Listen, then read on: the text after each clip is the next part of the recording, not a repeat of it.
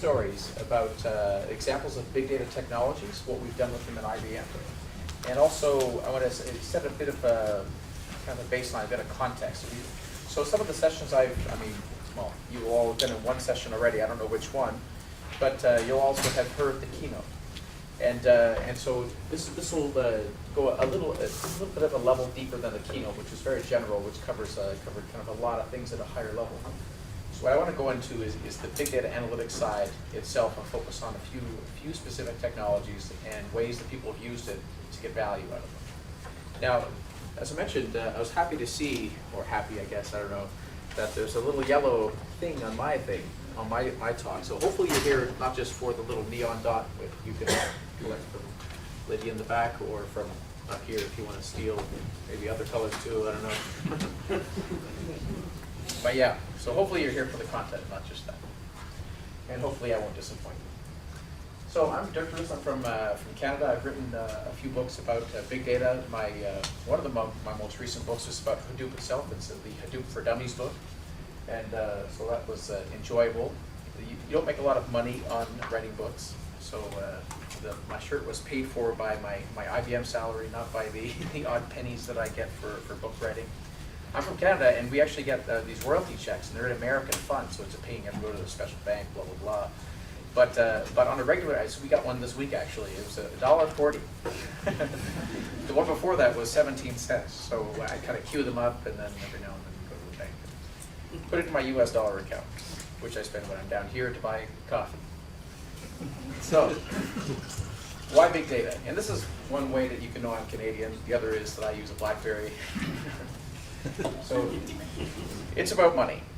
And at first, when people started talking about big data and big data technologies, a lot of it was about kind of this notion of using commodity hardware and this open source, quote unquote, free software, which in practice we know is not free. And essentially using technologies like Hadoop as an example to do kind of what companies like Yahoo have been doing, or Google, which uses technologies that Hadoop is based on. And the idea being that instead of building big monolithic computers to solve problems, the bigger they get, you can spread out the data, spread out the problem on a number of smaller computers that are much, much less expensive. And what the problem that these technologies solve is the ability to scale that out so that you don't really have to worry about spreading data.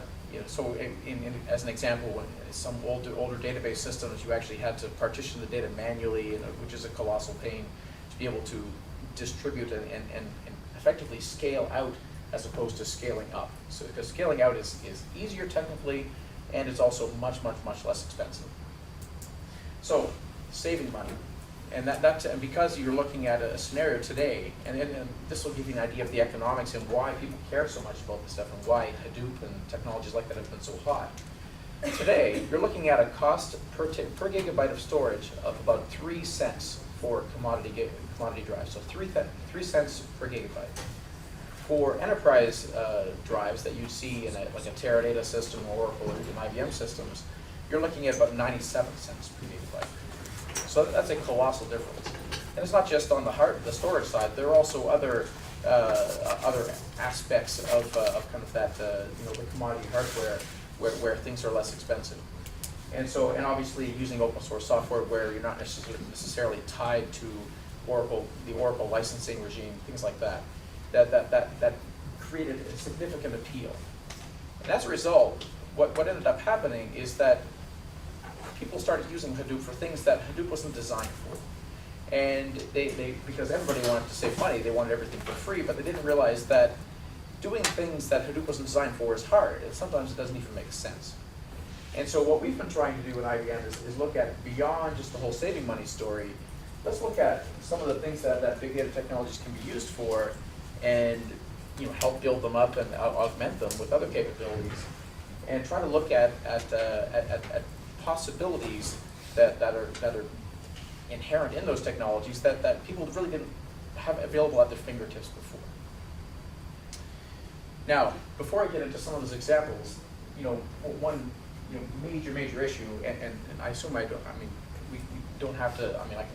You all have your own stories about this, where you've seen things overhyped, be it a vacuum cleaner that does everything, or if it's a like analytics technology, there's an awful lot of snake oil when it comes to discussion about Hadoop. And even now, I mean, the latest thing is Spark. And IBM is hugely committed to Spark, and we have some big announcements coming about that in about a week and a half. But there's a tendency for analysts, technology vendors, and IBM as well for that matter, I mean, some of us are guilty of that, to take technologies like Hadoop, for example, and the most famous example of this is, hey, we have this large-scale, very inexpensive technology called Hadoop. Let's use it for the warehouse. Let's replace our databases with it. And there are many examples, and some in the city actually, from there's one large company in the city that went down that road, and a year later, after having blown away their warehouses and replaced them with Hadoop, the company blew away the CIO and the CTO that were responsible for making that decision. And now they're in the process of kind of rebuilding a more modern approach, which kind of uses technology for what it was designed for. So this is one of my goals today is kind of looking past the hype, looking at what is genuinely possible and how you actually can get value out of this stuff. So first reason why, big reason or possibility that big data technologies afford that traditional technologies don't. So first of all, if you look at a traditional approach, in many cases, for companies that want to do a full body analysis of a full data set that might represent a full set of customer history or whatever, which may not be practical to get off of tape, out of archives, and store in one contiguous sort of space. So what people had to do before, or what people still do today, is what's called sampling. So they want to get a sense of what's going on, so they take a subset of the data that they think is representative. You really have no it's very difficult to get a representative sample depending on the different dimensions that you're looking at. But they would analyze that piece, and they may draw their conclusions and go from there. There are many examples of where that may fall short, or where that exposes an inefficiency. Insurance, for example, where a fraction of all claims are actually audited and examined at a deeper level. You have no idea of what you're missing, in a sense. As when you're looking at a fraction of 1% of claims having that deeper analysis. What big data technologies afford the ability to do is a full body analysis, full corpus analysis, where the entire data set can be examined or analyzed in a deeper way, because you have the data in a state where it actually is in kind of a warm state. It's on disk, and analytics can through scale out technology is able to actually process all of that data. And also you're able to get kind of a result set back.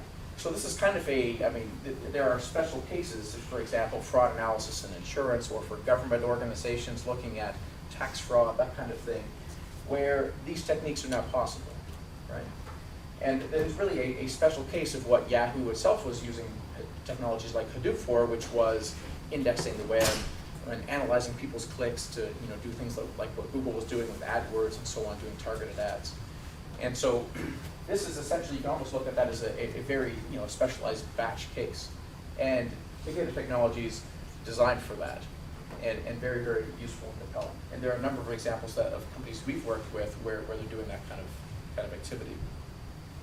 Now, in addition to looking at the full body of data, not every problem is a problem of big scale. Sometimes it's also a problem of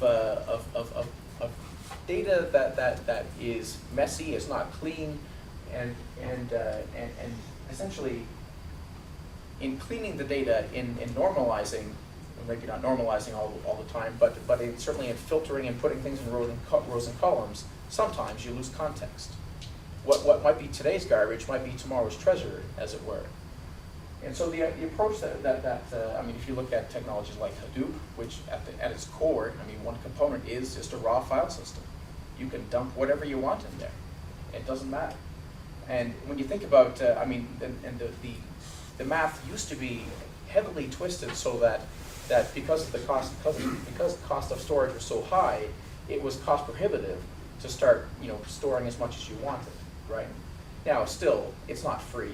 You still have to have administrators to maintain these servers. But with cost of storage coming down a significant amount, you can start affording to move that point at which, or that tipping point at which you start deciding to delete something. So one of the values here is let's store more raw data, or maybe somewhat raw data. I mean, the things that you know will always be garbage, perhaps. You can get rid of that, but then keep the raw data before it actually gets filtered and put into rows and columns in a more structured way.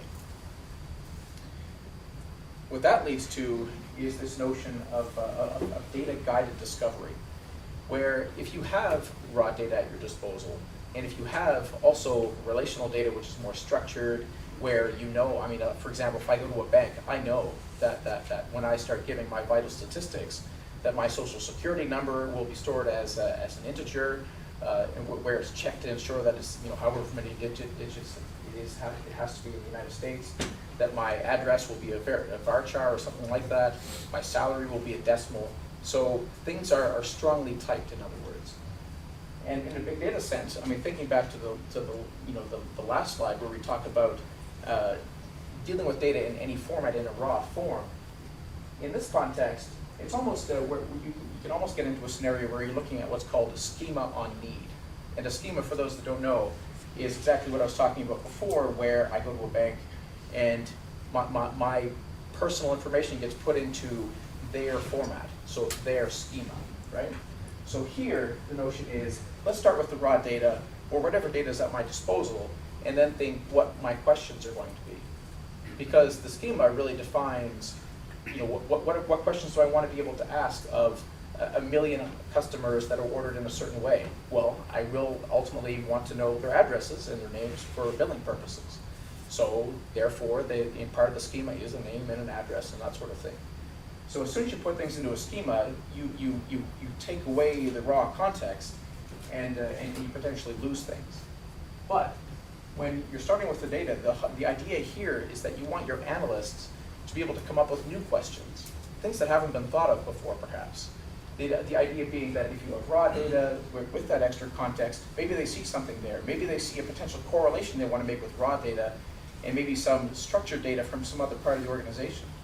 Or what Harriet was talking about this morning, where this notion of Twitter data, which is partially structured, some call it semi-structured, I guess, where you have like a geocode, you have the Twitter ID, you have the time, you have one interesting element of data that is underrated is the time zone, right? So that gives you a very good clue as to the geographic location of where someone is, because your phone can lie about your geographic location. So there are many elements of data that you can pull out there, but what about that mess of 140 characters? That's hard. But there are ways, and that we'll talk about in a few minutes, about how you can extract structure out of that and kind of build out a schema based on what people talk about, if they're talking about a brand, and to kind of get a sense of the buzz around a certain product or offering. So the idea here is very much an iterative approach to, or enabling a framework that allows that iterative discovery approach. And I mean, this morning, Harriet and talked about this, and you'll have seen from many vendors and other, periodicals and so on, a discussion about this new role that we're looking at called the data scientist. And this is essentially what we see data scientists do, right? More and more.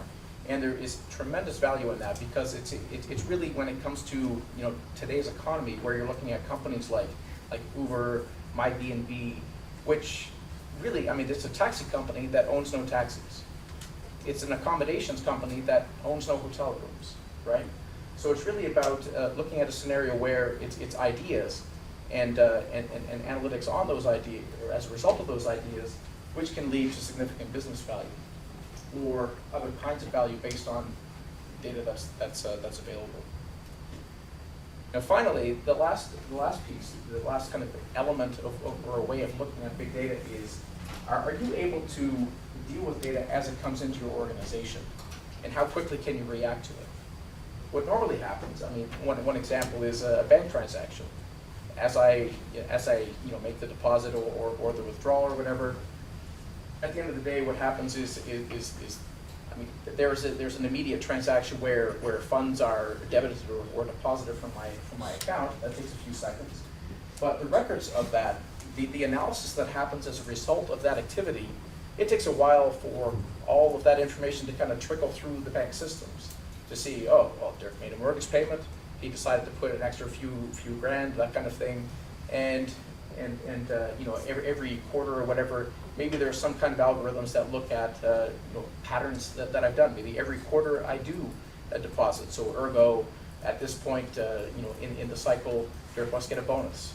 And sometimes from IBM it's nice, and usually it isn't. But anyway, so the idea here is that the instant that that information comes in, can I react to it and do some analysis the instant it happens? Because there are many cases where, I mean, just look at the stock market itself, where if suddenly a key investor or someone decides to dump a bunch of shares, then the market will react to that. And the faster you react to that before other people, I mean, that window is very small in which, I mean, for a time where you can actually capitalize on, you know, this market inefficiency. There are many other examples of that as well. And I'll be citing a couple from automotive and one from healthcare later on for one of our technologies. But the idea here is really to shorten the window of time, react, and do some meaningful analysis of events as they happen. Because the traditional approach is you have to wait before all of those records get put into your warehouse, get ETL'd, all that kind of stuff, before the regular reporting kind of is aware of those things that have happened. All right. So before we get into the examples and the technologies themselves, one of the things that is very, I think, very illustrative of the kind of the overall message that we're trying to get across here is that I mean, this doesn't just apply to big data, but it applies to really any technique or technology or approach. And that is that you're really going from a discussion about IT-specific concerns to business-level concerns.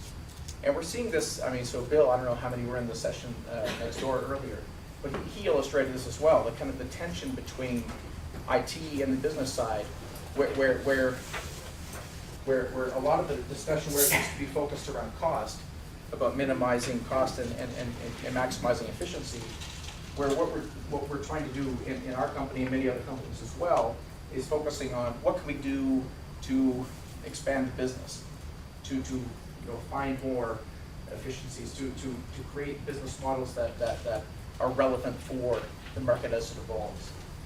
And really, what's key to all of this is the place of analytics.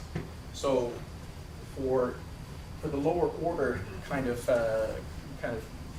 view, it's really about business as usual, trying to get your things done as inexpensively as possible. And then as you climb, as you grow in terms of the maturity curve, you're looking at expanding your analytics capability to the point where, I mean, initially where you have efficiencies and you're able to maybe do things a bit more quickly or ask new questions, all the way to the point where some very new opportunities start taking place, which can, you know, have that transformative effect. And I mean, this is sort of alludes to some of the points that Harriet made, in that if you look at, I mean, to kind of illustrate the point of why this is important. One of my favorite stories is as a Canadian, I mean, like many Canadians, I'm a huge American football fan. We have mutant Canadian football, but nobody really likes it that much.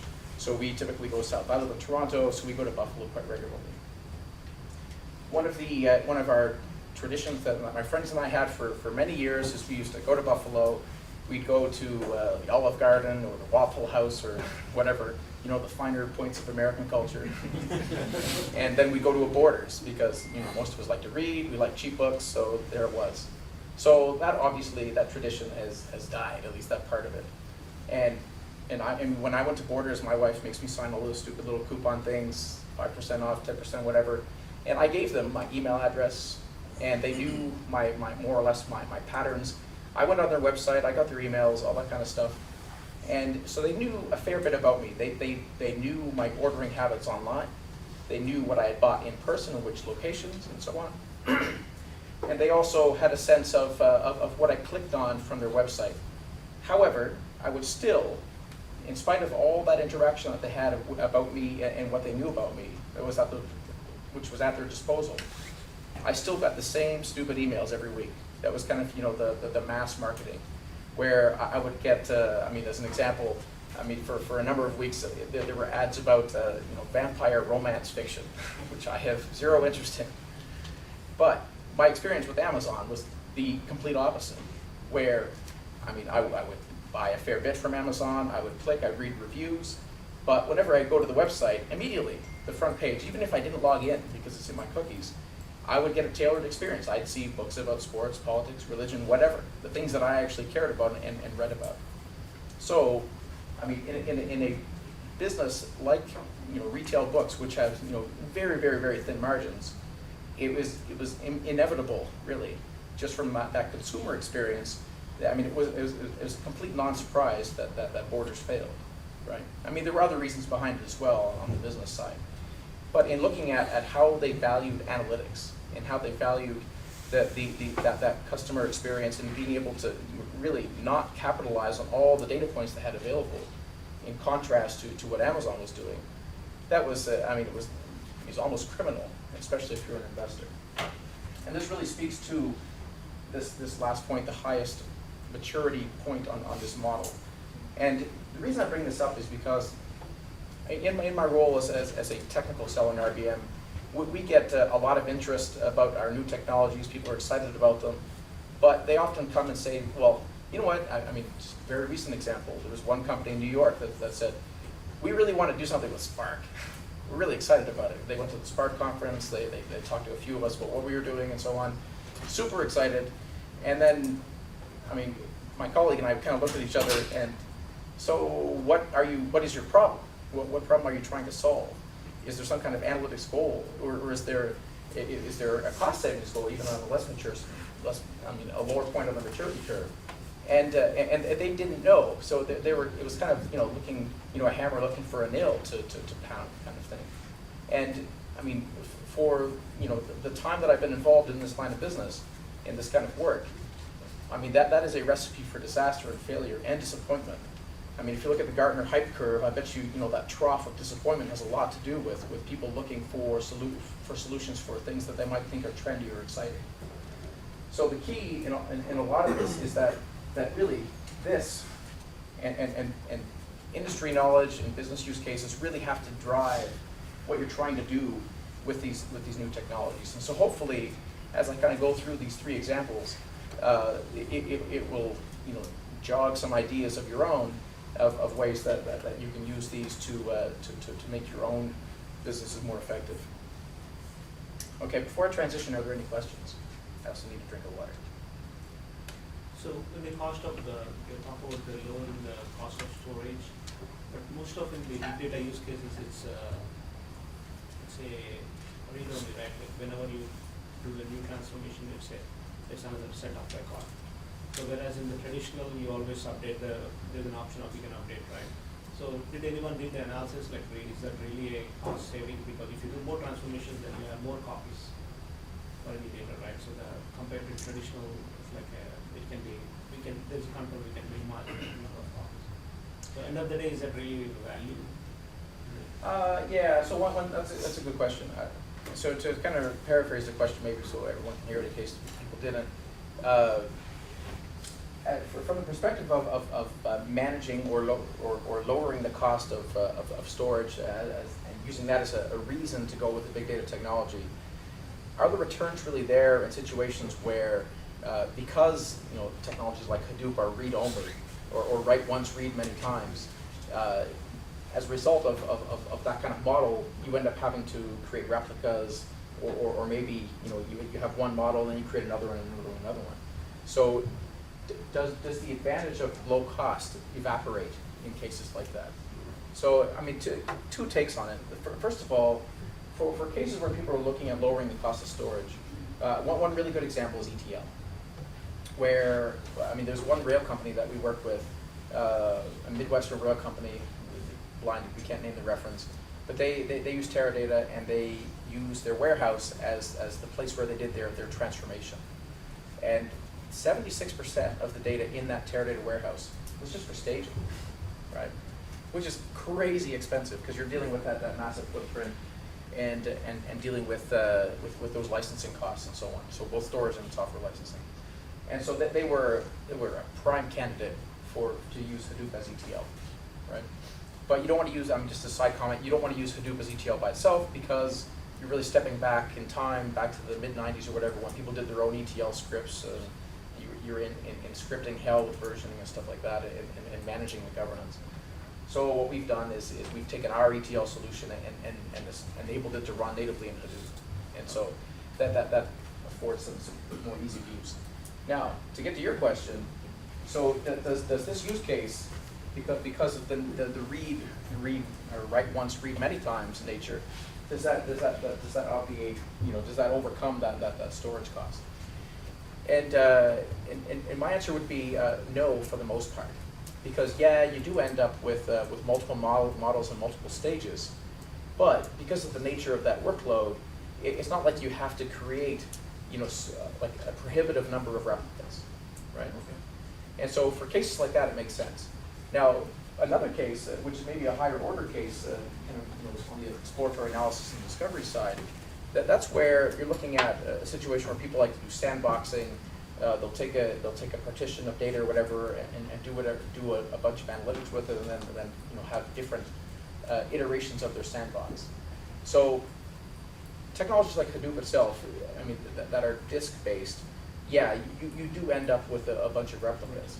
But some of the newer in-memory technologies that allow you to keep data sets in memory through what are called resilient distributed data sets, so RDDs, that allows you to temporarily use memory and then write if you want to, right?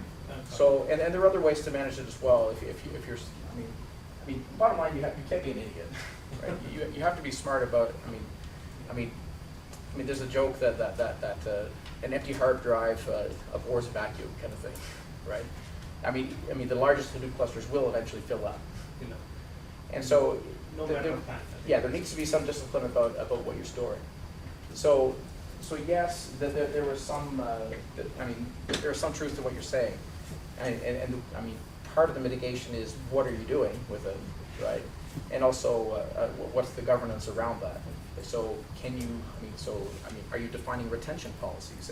And that governance conversation, which is really squarely, which your question points squarely at, is one that the open source community is not mature in yet. And I'm a huge Hadoop advocate. I've invested the last 5 years of my career in it, and I can say that's one area where it falls short, right? It's great at a lot of things, but governance is not one of them. So what we're trying to do in IBM is apply, the ETL tool is a really good example. It has governance built in as part of it. Being able to apply that to basically being the adult in the room, as it were, right? So applying order to the playground. Other questions? All right. First, technology. When people talk about Hadoop itself, one of the things that immediately pops up is, hey, can we do SQL? And the reason's obvious, because writing applications in Hadoop is hard, and you want to be able to have your cake and eat it too. You want the scalability and the quote unquote low cost of that platform, but you also want to use your traditional tools. You want your analysts that actually know SQL, or the people that are using the SQL-based tools, to be able to get value out of it. And so that's why in any discussion about Hadoop, you almost always find people talking about SQL.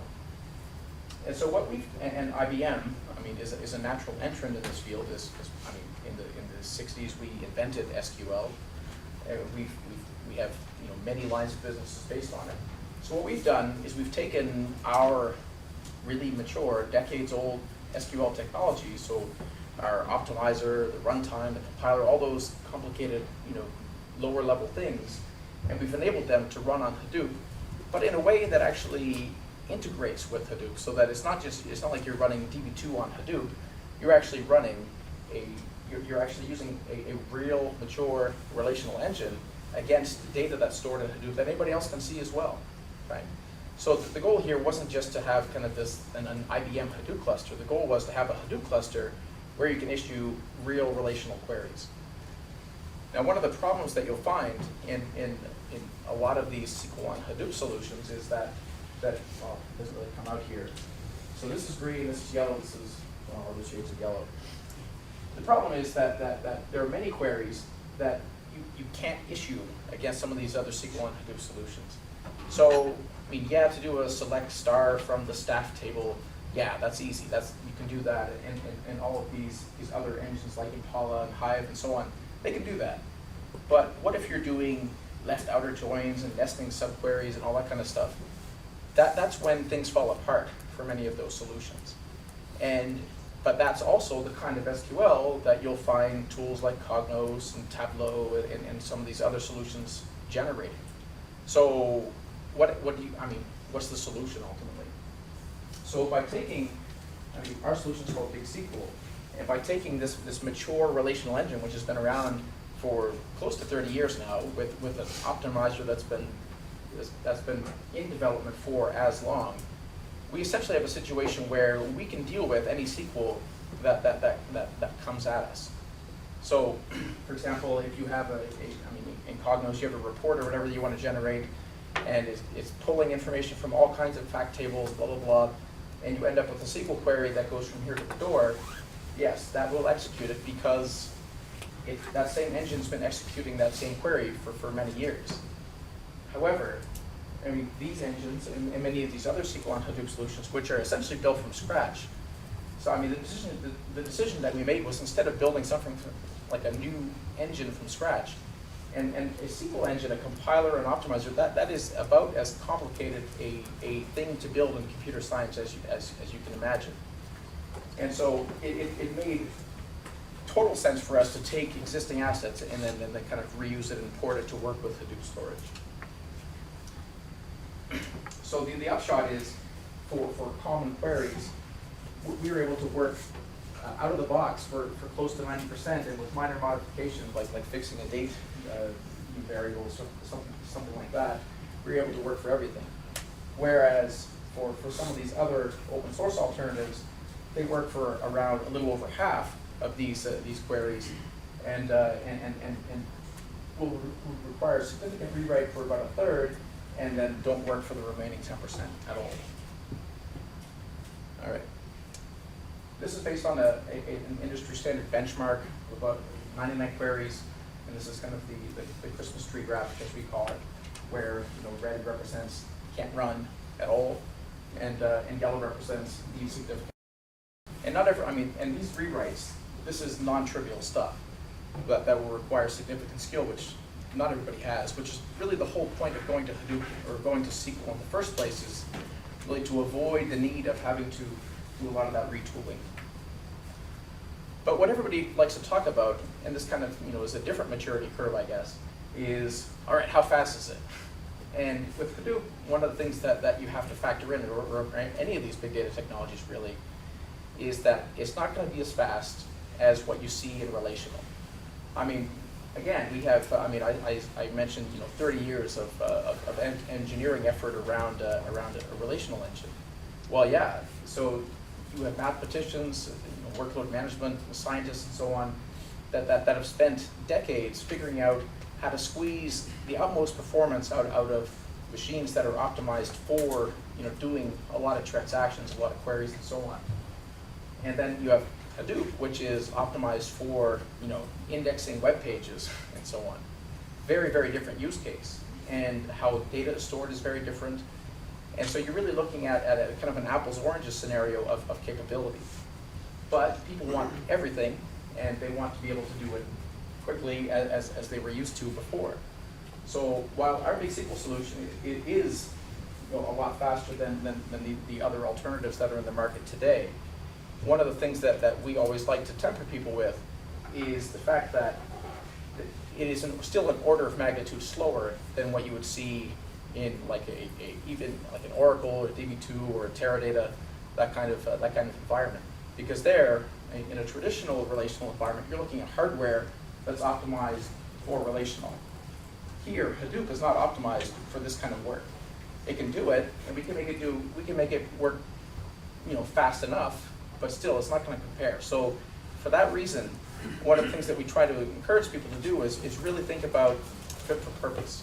You're not going to, a bank isn't going to go to Hadoop for transactional workflows. So like me, like tracking, my debits and credits and all that kind of stuff. But if you're that analytics user that wants to ask questions whenever they feel like it on data that might, be raw, in some cases might have data from different lines of business and so on, then yeah, that becomes a compelling solution. Or if you're doing those kind of large-scale batch ETL workflows, it makes a lot of sense. So the key again is, yes, this technology is exciting. I'm certainly pretty high on it, but it's not. It's not it's not the magic flashlight that will kind of you shine a beam at it and these insights come flying out at you, right? Or it's not suddenly going to be outperforming your data warehouse and so on. Are there any questions? All right, so the example here is a large automotive manufacturer. There are actually two that we've sold this to. One in Europe and one here in North America. There was a Wall Street Journal article about the work we did with the North American one. That was General Motors, so it is public. And what GM's problem was a couple things. So first of all, GM, they have OnStar data. And so suddenly GM becomes more than just an automotive manufacturer. They are a massive collector of data. So think about it now, your car suddenly, so Harriet mentioned this in the IoT discussion, the Internet of Things discussion this morning. And when a car suddenly becomes a roving set of sensors, this moving thing, you can almost imagine, as a weather system moves in and it starts to rain, one of the metrics, one of the things that are tracked are the windshield wipers on?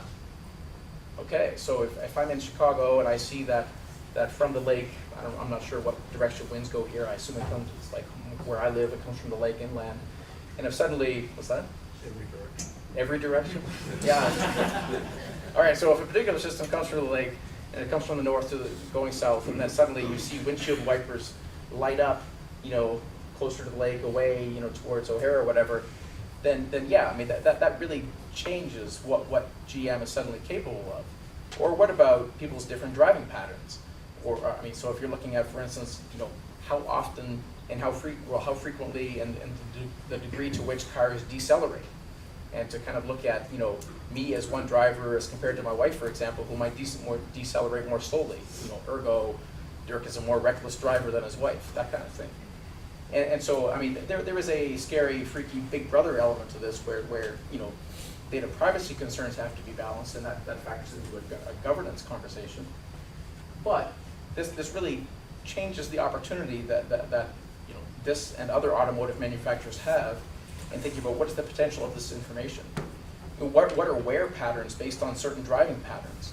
Which parts tend to need to be replaced sooner if you're someone like me that decelerates more quickly, as an example, or accelerates more quickly, or corners too hard, that kind of thing, right?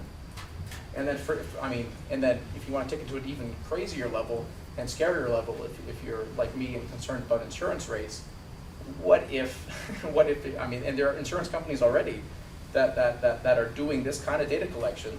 If you agree to kind of a cut in your insurance rate, so I'll give you my all of my driving habit information. You can collect whatever you want. If I get 10% off, kind of thing. But there's a cost for that as well. What are they going to do with that information? So essentially, what this opens up to them is really a whole new set of business opportunities.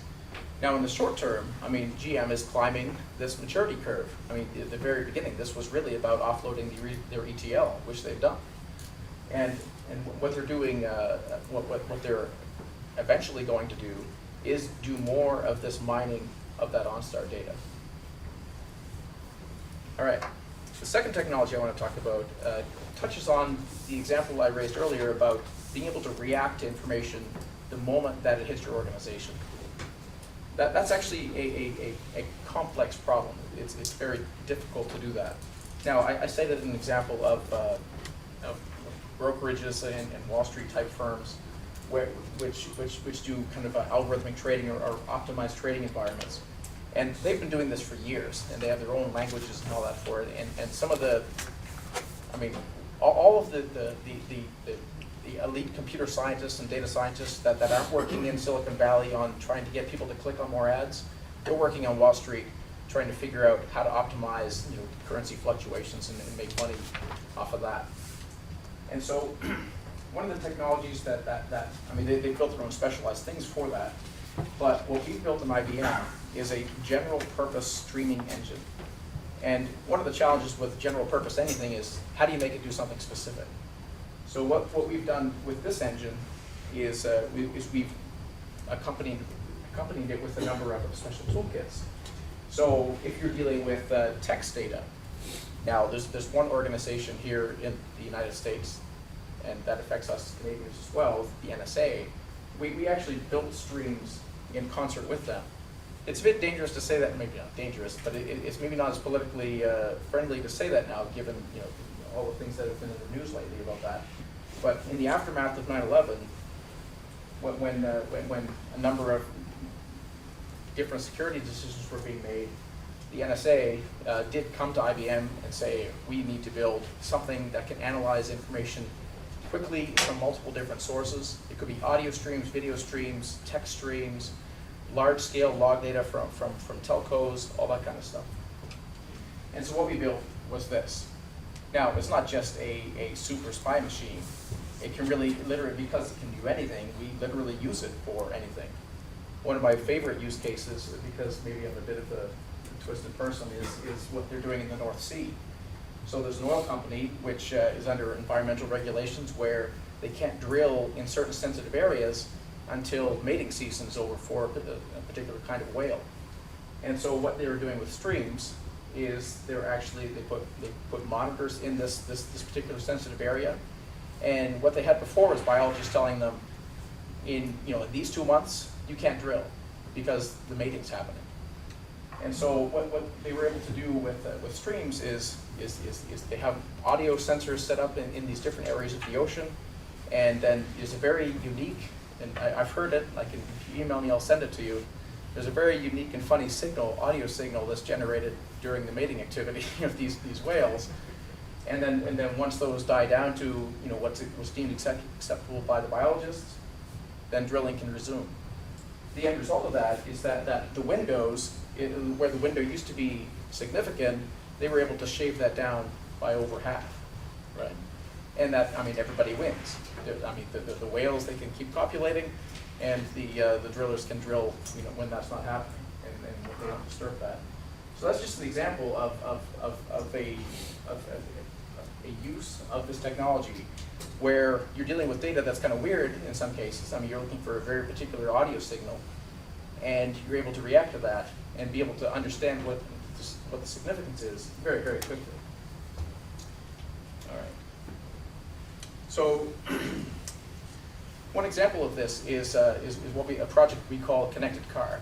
You can actually go to YouTube and look up Connected Car IBM, and you can see a simulation that we've done with this. And to some degree, we have Connected Car on all our modern GPS, like an Android device, or even on my BlackBerry, I have an app that does this. But in this particular case, the Connected Car demo, what it shows is access to the sensors and this is for the French telco. So in this case, it was a PSA, so Peugeot and so on, where all cars from that particular manufacturer, that you can see them kind of moving around the grid in Manhattan. And then as an emergency happens in a particular intersection, you can observe the traffic patterns and the different ways things get impacted as a result of that. So there was some analysis done on, as a result of past by modeling past incidents and so on and traffic patterns, they were able to suggest alternate routes. Not based on where traffic was low.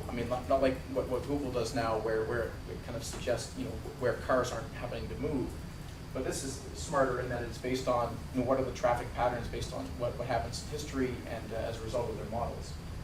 And very similarly as well, this rain happens here, and then you see the wipers lighting up and so on. So this is one example of taking log data. Now the other example, which is a far more acute example than an NSA type of story, is what we were able to do with University Institute of Technology in Ontario.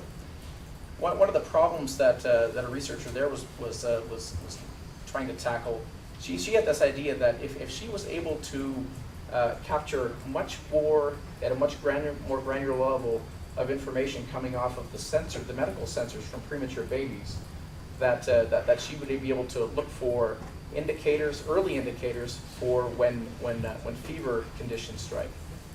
Now, one of the problems with premature babies is that when they get a fever, the likelihood of bad outcomes goes way up, and bad outcomes could mean death or lifelong debilitating condition. And so, as a result of her research, she actually did identify some of those early markers, and the marker was actually really weird. It was almost like a half hour of extremely stable vital signs where there were no kind of normal fluctuations, which was then quickly followed by a spike in the baby's fever.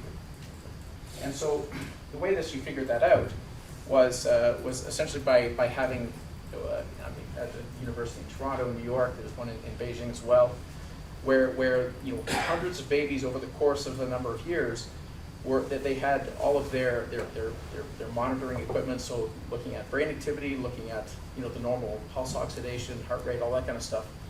There were about, I forget how many, about 1,000 data points per second were captured about these premature babies.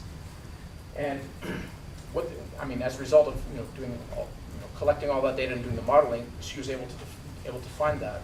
So A, the research, but B, she was able to say, all right, so this is what the signature looks like of an impending fever.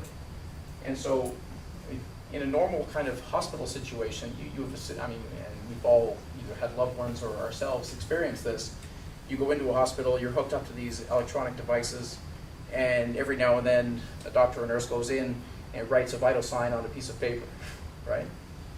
So that's an example of A, getting only a fraction of the data that's available, the rest goes away, or it's buffered, and then as it caches out, it's gone forever. But then the other is that the time it takes to react to that before a professional can look at it and say, oh, here's a trend, that could be quite a while, right? Depending on how much activity is happening in the institution and so on. In this particular case, you have a scenario where, again, thousands of data points are being gathered every second, every minute, and so on.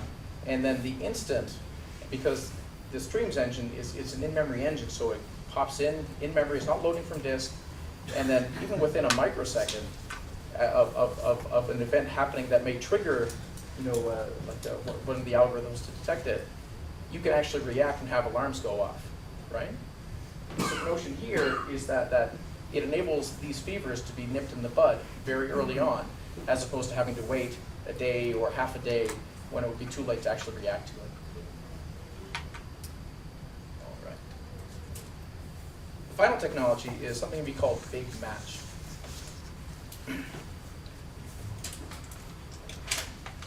So we talked a little bit about governance already, and one element of governance is what's called master data management. And when you talk about master data management, what essentially you're trying to do is say, all right, I've got data from all of these different places in my organization. One element of master data management is how can I build a golden record? And so you do what's called linking. And so the example here is this person called Julie Jackson is a customer of this particular institution, and we have all kinds of information about her. And here we see, we have a clerical error, someone put the last name in the first name column and vice versa. And so what a matching tool does is essentially figures out, all right, is this person really Julie Jackson? And based on based on thresholds that are defined, looks at the information and says, you know what, because the names were inverted, and because the social security number is the same, you know what, a very high degree of probability, yeah, it's Julie Jackson. So that's one element. And we've been doing this in IBM for years. We bought a company that did a good job of this as well. We've integrated with the rest of our stack for MDM. And what we have is there are different approaches to matching. There's a kind of a rules-based method, which is sort of primitive, I guess. So, where you're doing kind of ifs and all that kind of stuff. Like, as an example, when I go to the United States, I have to, put my passport in, and because my passport has my middle name concatenated with my first name, which is messed up. Actually no, my last name is deRoos, D-E space R-O-O-S. That's the way it is on my passport. On my credit card, there's no space between the "de" and the "roos" part, right? So as a result, it says, oh, you're the wrong guy. And so this is a classic example of unsophisticated matching. So a more sophisticated approach is a probabilistic approach. So it uses fairly complex statistics to look at, is this person really that person? So concatenation is one of the examples of things they look at. So here's another Dutch name like mine. And so if you see this string and then this string, ignore the spaces basically. And there are many other examples as well. Transliteration, which is kind of neat. You see things in other represented in other languages and so on, other character sets. And so what you get with this matching engine is fairly sophisticated. So how does this fit in with big data? So one element of that people might want to care about is, as I mentioned before, cost savings. Now, doing MDM on a relational system, yeah, it's extra workload that's happening on a system. You might want to use it for that you might want to use for other reasons. So putting that batch process, yeah, sure, let's put it in Hadoop. Makes sense, we can do it. And that was one element of Big Match, and we did do that. And people like it, and it does represent an opportunity to kind of offload work from more expensive systems to less expensive systems. But wait, there's more. So we touched on one element with Big Match of kind of the economics or the benefits of using a big data technology. One of the others is, what about all this other weird data that you can start storing in Hadoop that you would be an idiot to store in a relational system, such as data from social sources or call center data, that kind of stuff. However, from those other sources, like call center notes especially, there's huge value there. As an example, I'm a customer of a Canadian telco, and I moved from one location to another. I had to leave from one and go to another telco because they didn't have DSL in my neighborhood. However, I still got calls for about 4 months after I moved. Every month, I would get a call around dinner time saying, Mr. deRoos, would you like to come back to Bell Canada? We'd love to have you back. Here's a bonus. And I would say, sorry, you don't have DSL in my neighborhood. Oh, really? Let me check. And they'd check. And this happened 4 different times. I'm not making this up. So I know for a fact, because I've worked with them, that they do have operators, and they do collect notes, and they write things down about the interaction. So why is it that information is not mined and built as part of my golden record for that particular company? And so, one reason is it's hard to do that. So what we've done is that we've taken this matching engine, this big match thing, and said, yes, you can do the matching for the relational data, but maybe you also want to look at data from social sources or things like call centers. So here are examples of this is from a tweet, and this is kind of in line with the Twitter agreement that we have or the agreement we have with Twitter. Here are things that you can pull out of Twitter, for example, put into a relational form, a structured form, apply schema, and then suddenly this becomes a social profile that you can then suddenly match with your relational data. So why would you care about this? So this will be my closing story for those that care about the ending on time. So last year, there are 2 big American companies that came to IBM Research and said, we really want to know what our customers are saying about us on Twitter. And then we said, all right, you know the Twitter handles? They said no. And then IBM Research said, all right, we can figure it out. So what they did is so this nameplate American bank, so national brand, and this nameplate American retailer. This is completely unrelated, but they both came to the same, where they were funneled to the same team ultimately. They both gave us their golden records, and this was done independently. And what IBM Research did is they harvested about 3 or 4 months of Twitter decahose data. So 3 or 4 months I think it was over 4 months, yeah, of 10% of the Twitter feed. They stored it, and what they did was they applied the social matching piece of Big Match to figure out, all right, who are these people? What's the first name, last name? Where are they from? What are some affinities? Like, for instance, has a job versus not have a job, or what is their job type? So, based on different things that people say, because the more you say about yourself on social media, the more you reveal, right? So I tweeted about my favorite baseball team, so Dirk is a baseball fan, Dirk is a Blue Jays fan. Or about my kids, Dirk is a parent. Or about other things in my life, so Dirk works for IBM. So all these kind of is-a, has-a relationships. And so with that DecaHost data, and by doing that kind of mass kind of extraction process, they were able to build profiles of people, right? And this is all based on public data that people put out voluntarily. So the matching part, so the first part, they have the golden records, and then they have the social records. And what they were able to do, using that matching engine, remember the probabilistic matching engine, concatenating and all that kind of stuff. So they were able to take that matching engine and then kind of build a new composite record based on the social stuff and the golden records, and then figure out, where are the highest probability links. And I almost fell out of my chair when they told me this at Research Lab, when I was in Almaden at the Almaden Research Lab in California last year. But they achieved 90% precision. Now, precision, just to be clear, is one element of accuracy. That means if I have 10 pieces of fruit on the table and 8 are apples, if I ask for all the apples and I get 8 back, I have 100% precision. If I get 6 back, I have 75% precision. The other element of accuracy is recall. Am I getting all of the apples back?